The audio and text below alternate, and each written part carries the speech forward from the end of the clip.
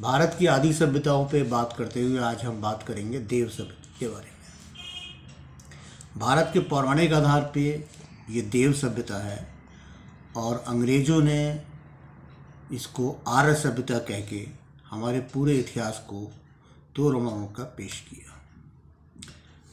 ये सिंधु घाटी की सभ्यता जब मिली उससे पहले से अंग्रेज़ों ने आर्य सभ्यता का वर्णन शुरू कर दिया। वारेन हेस्टिंग ने कहा, फिर मैक्स मूलर ने कहा और एक आर्य थ्योरी बना के पूरा अंग्रेज़ों को हमसे जोड़ दिया, भारत के ब्राह्मणों से जोड़ दिया।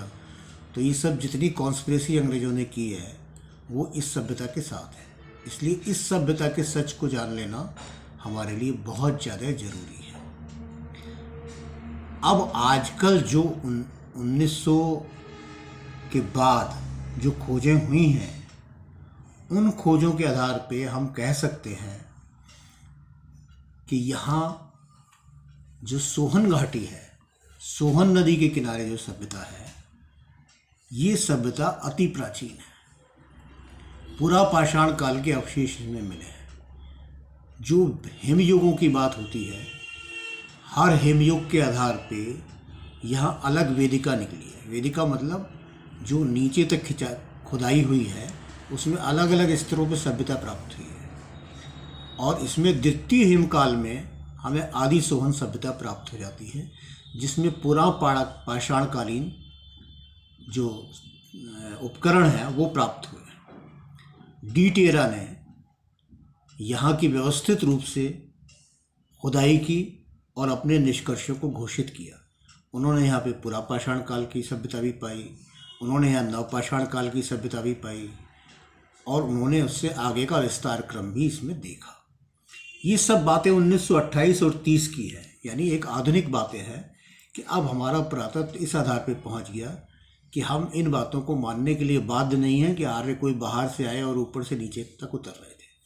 हमें अपने पौराणिक ग्रंथों की ओर लौटना पड़ेगा। इसे देव सभ्यता मानते हुए हमें सोहन घाटी के लोगों को पूरा पाषाण काल से उनकी सभ्यता के विकास क्रम को एक समझना पड़ेगा, क्योंकि पूरा पाषाण काल ही वो सबसे पुराना काल है जब मानव सभ्यताओं का विकास शुरू हुआ। तो मानव सभ्यता के विकास क्रम में हमें सोहन नदी घाटी में इस देव सभ्यता का वर्णन मिल जाता है, सोहन सभ्यता के आधार पे। और ये वर्णन हमें देवासुर संग्राम की बहुत सी घटनाओं को प्रमाणिक तौर पे साबित करता हुआ नजर आता है, क्योंकि यहीं से सोहन नदी से आगे बढ़ के सरस्वती नदी के किनारे पे देवताओं और असुरों का युद्ध हुआ। असुर सभ्यता के बारे में बात करेंगे हम अगले उसमें, लेकिन देव सभ्यता के बारे में हम बात करते हुए कह सकते हैं कि अगर हम पुराणों से भी हटके महाकाव्यों पर बात करें तो हम देखते हैं कि रामायण में जो दशरथ हैं वो दशरथ देवताओं की मदद करने के लिए इसी इलाके की ओर गए, क्योंकि केकई प्रदेश जो यहीं पड़ता है पंजाब के ऊपर, उस केकई प्रदेश की केकई ने उनको सहयोग दिया युद्ध में और वो केकई देश की कन्या के साथ उनकी शादी भी हुई केकई से। तो ये दशरथ जो यहाँ मदद करते हुए दिखते हैं देवों की, तो ये देव सभ्यता का प्रमाणीकरण है। उसी तरह से हम देखते हैं कि महाभारत काल में ये देव हमें यहाँ नज़र नहीं आते, ये हमें हिमाचल के ऊपर नज़र आते हैं।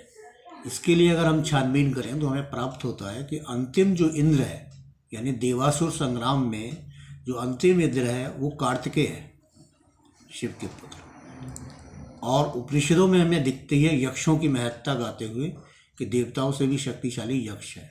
इसका मतलब है कि कार्तिकेय द्वारा इंद्र का पद प्राप्त करके इस सभ्यता को देव लोग वहाँ पे पहुँच गए।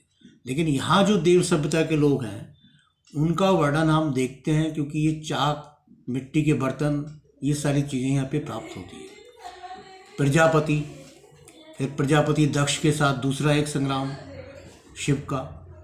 तो प्रजापति जो है, ये लोग यहाँ से जुड़े हुए हैं ब्रह्मा से, जो पुष्कर की ओर जाते हैं, यानी ब्रह्मा के द्वारा संतति ये चलती रहती है, क्योंकि आम लोग अलग नहीं जाते, आम लोग तो वहीं रहते हैं। तो राजन्य पद कहाँ चला गया इसकी बात नहीं, लेकिन सरस्वती नदी के किनारे से ये लोग राजस्थान की ओर बढ़ते हुए देव सभ्यता के लोग हमें नज़र आते हैं। बाद में ब्रह्मा से जुड़ने के कारण हमें ब्रह्मा का जो मंदिर है वो एकमात्र मंदिर पुष्कर में ही प्राप्त होता है। यहाँ इस देव सभ्यता के लोग प्रजापति के रूप में आगे बढ़ते हैं और एक नए समाज ये सामने दिखता है। तो ये हमारी भारत की एक प्राचीन सभ्यता है सोहन नदी घाटी के किनारे। जैसे एक सभ्यता विंध्याचल के किनारे, एक सभ्यता कैलाश पर्वत के पास और एक सभ्यता देव सभ्यता जो हमारी यहाँ नज़र आती है वो है सोहन नदी के किनारे। सोहन नदी, उससे पहले के वर्णन में जाए तो कुभा नदी और साथ ही सरस्वती नदी। सरस्वती नदी बहुत महत्वपूर्ण है क्योंकि देवों की संस्कृति में सरस्वती नदी का काफ़ी महत्व है। सरस्वती नदी अब आज कहीं उपलब्ध नहीं है, लेकिन इसका वर्णन पौराणिक ग्रंथों में काफ़ी कुछ है और प्रयाग तीर्थ माना जाता है कि सरस्वती नदी और गंगा और यमुना का संगम है। यानी किसी काल विशेष में ये सरस्वती नदी यहाँ तक बहती होगी। इसीलिए इक्ष्वाकु वंश के लोग जो देव सभ्यता से अपने आप को जोड़ते हैं वो हमें प्रयाग के आसपास नज़र आते हैं। लगता है कि सरस्वती नदी के किनारे चलते हुए वो यहाँ तक पहुँचे। तो ये देव सभ्यता का वर्णन है और इसके बारे में हमारी प्राचीन सभ्यता जो है हम आगे बात करेंगे जब देव और असुरों को मिलकर एक नई सभ्यता का निर्माण हो।